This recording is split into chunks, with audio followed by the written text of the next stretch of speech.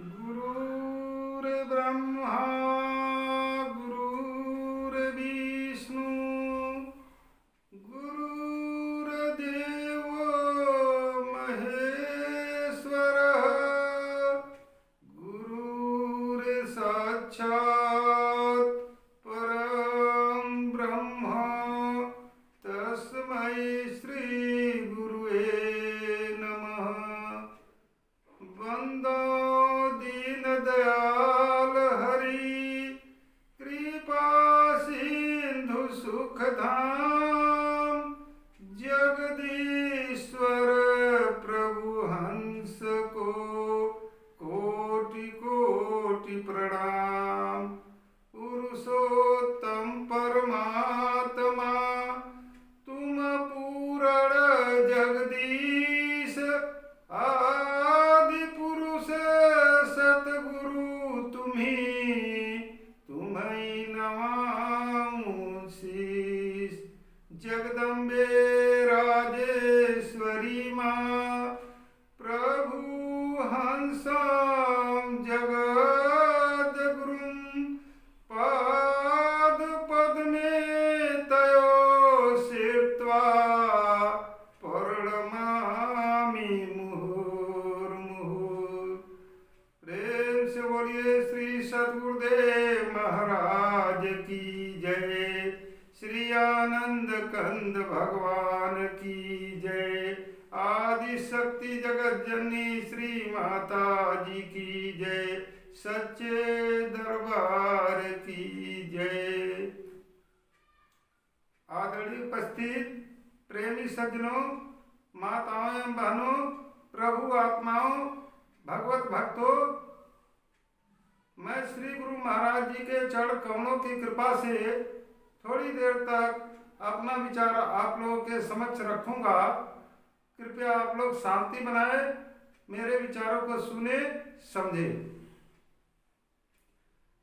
भगवान का जो आदि नाम है वो सृष्टि नहीं थी तब भी था और इस वर्तमान युग में भी है, आगे भविष्य में भी रहेगा।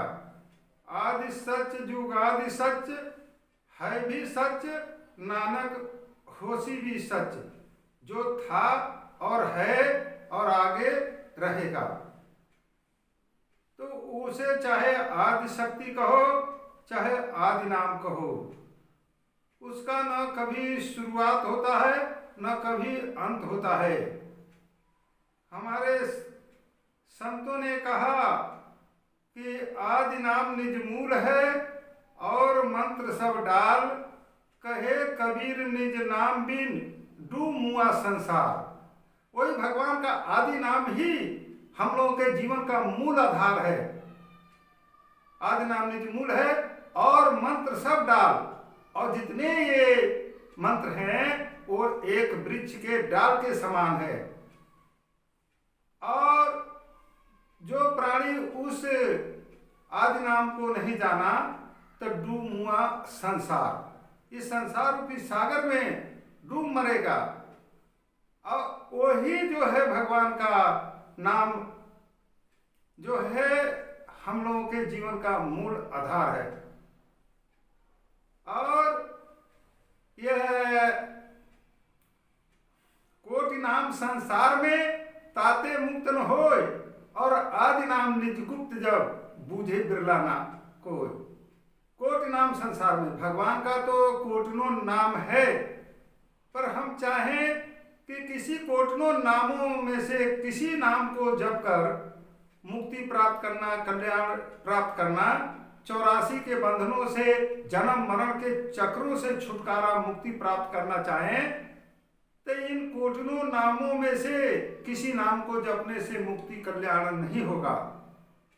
आदि नाम निज गुप्त जब सृष्टि नहीं थी, सृष्टि के आदि में जो भगवान का नाम था, इस वर्तमान युग में है, आगे भविष्य में जो रहेगा, वही जो नाम है उसको जो जानकर, अब वो गुप्त है, सभी प्राणियों के हृदय में छिपा हुआ है, तो उस नाम को जो जानकर उसका सुमरण भजन करेगा तभी उसका ये भजन सुनन करने से उसके जीवन का कल्याण होगा और वह भगवान का नाम एक हो अरूप नामा अज सच्चिता नंद परधामा।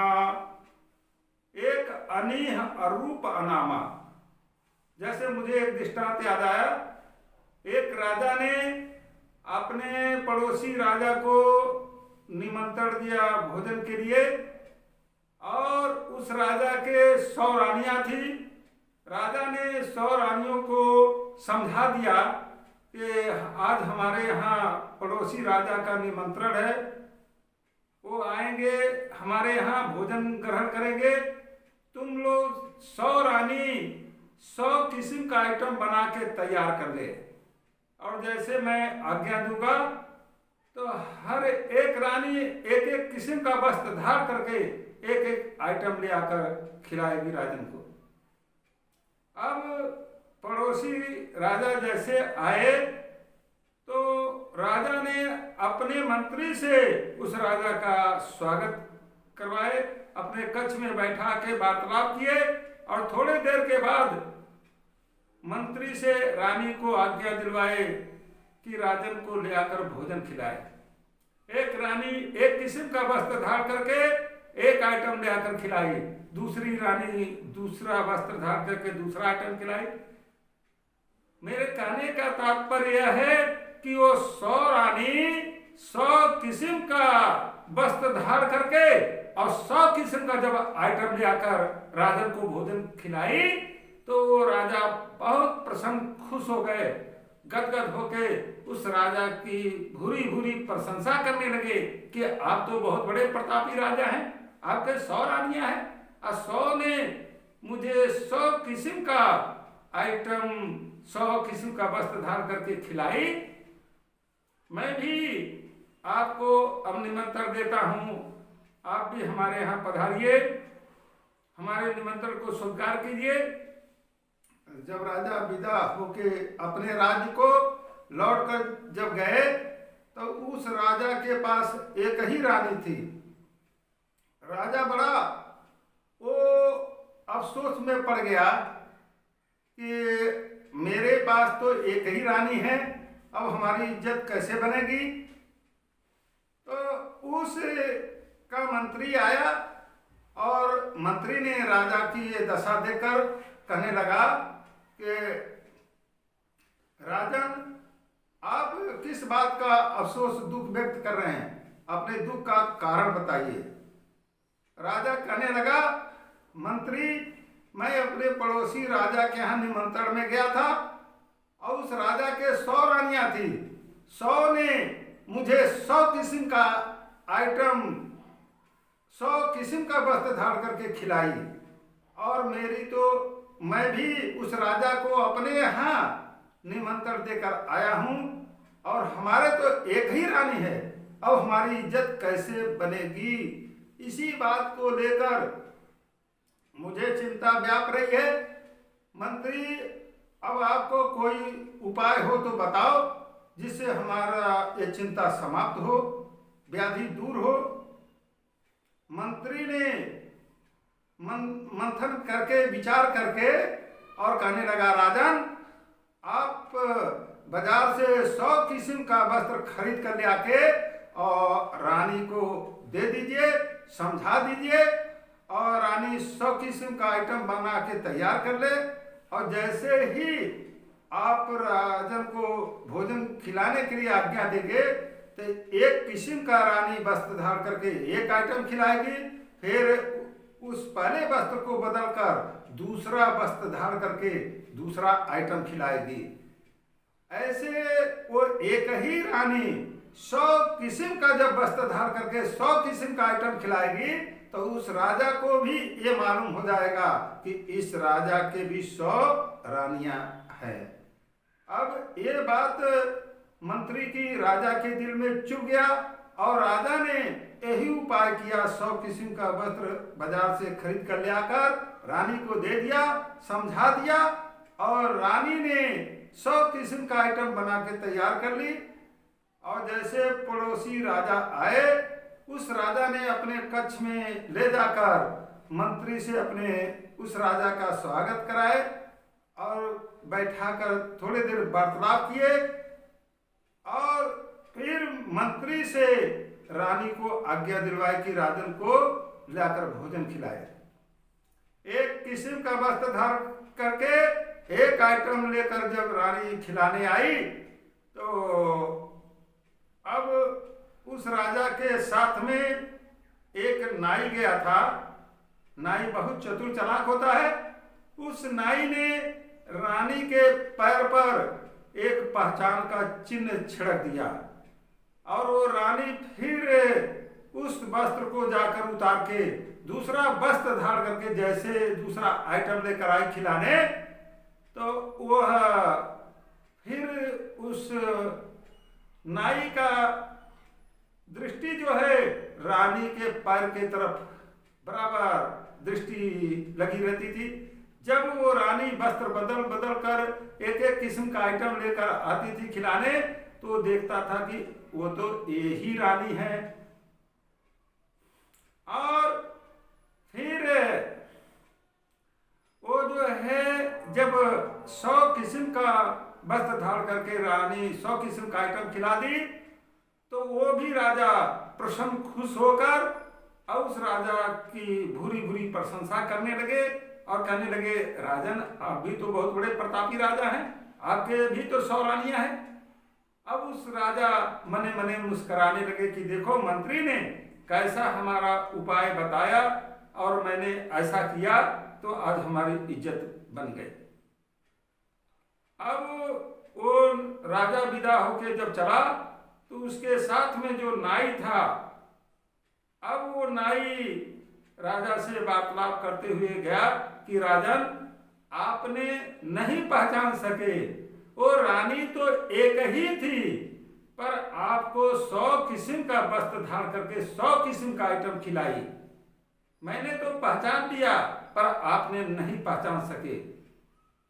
तो वह जैसे ही एक किस्म का वस्त्र धारण करके एक आइटम खिलाने के लिए लेकर आई आपको, तो मैंने पहले ही उस पर पहचान का चिन्ह पैर पर छिड़क दिया, और जब वो वस्त्र बदल कर और दूसरा वस्त्र धारण करके तीसरा जैसे आती थी, तो हम उसके रानी के पैर की तरफ जब दृष्टि डालते थे, तो वह पहचान चिन्ह देखकर रानी को पहचान जाते थे। तो मैंने तो उस रानी को पहचान लिया, एक ही थी, पर उसने 100 किस्म का वस्त्र धारण करके 100 किस्म का आपको आइटम खिलाई। तो ऐसे ही भगवान का जो आदि नाम है वो एक ही है और उसका रूप अनेक है। एक अनीह अरूपय नामा अज सच्चिता नंद परधामा व्यापक विश्व रूप भगवाना अते ही धरि देह चरित्र कृतनाना। तो पूरे विश्व में एक ही भगवान का नाम रूप सब में व्यापक विश्व रूप भगवाना, पूरे विश्व में नाम रूप समाया है, और वही नाना प्रकार के देह को धारण किया है। बाजी करने खेल रचाया मायापुर के मेले में, बाजी करने खेल रचाया माया का कलभूत बनाया, उसमें अपने आप समाया ये ताकत अलबेले में। उस एक में कितनी बड़ी ताकत है कि वही आकाश को, पाताल को और मृतलोक को, 84 लाख योनियों को अपने बलबूते धारण किया है। उसी प्रभु देखो सब में समाया है। उस नाम को जानकर अगर हम लोग उसका जब सुमरन करेंगे, तो उसके नाम सुमरन करने से जब ही नाम हृदय धरा भया पाप का नाश बाग की पड़ी पुरानी घास। उस नाम को जानकर जैसे हम लोग सुमरन भजन करेंगे तो हम लोग के हृदय में जब ज्ञान की अग्नि प्रकट होगी तो हम लोगों के कर्मों का संस्कार सब जलकर क्षण मात्र में स्वाहा हो जाएगा। जैसे एक सूखा घास का गट्ठर है, उसमें एक माचिस का तिल्ली रगड़कर आग लगा दिए, उसे जलते हुए कितना समय लगता है देखो। ऐसे वो अग्नि में, आयु में, जल में, स्थल में, सब में तो उस प्रभु की नाम समाया है और उसी नाम के शक्ति से अग्नि के अंदर एक दूसरे को जलाकर खाक करने की क्षमता है। वायु के अंदर वही नाम शक्ति है तो उड़ा देने का क्षमता है और पानी के अंदर वही शक्ति है तो बहा देने का है। तो ऐसे ही जो प्राणी उस नाम को जानकर सतगुरु से उसका सुमरन भजन करेगा तो उसके हृदय में जब ज्ञान की अग्नि प्रकट होगी तो जो भी हम लोगों के कर्मों का संस्कार है गलत, वह सब क्षण मात्र में स्वाहा हो जाएगा। हम लोग उस नाम का जब सुमरन करेंगे तो सुमरन से हम लोगों का जीवन का भविष्य उज्जवल होगा, श्रेष्ठ महान होगा। तो आज ऐसी महामारी में अगर उस नाम को हम लोग जानकर सतगुरु से उसका सुमरन भजन करें तो ये हम लोगों की महामारी भी दूर हो जाएगी। इतना उस नाम में पावर शक्ति है। तो प्रेमी सज्जनों, मैं अब ज्यादा न कहते हुए अपने वाणी को यहीं पर विश्राम देता हूँ। प्रेम से बोलिए श्री सतगुरुदेव महाराज की जय।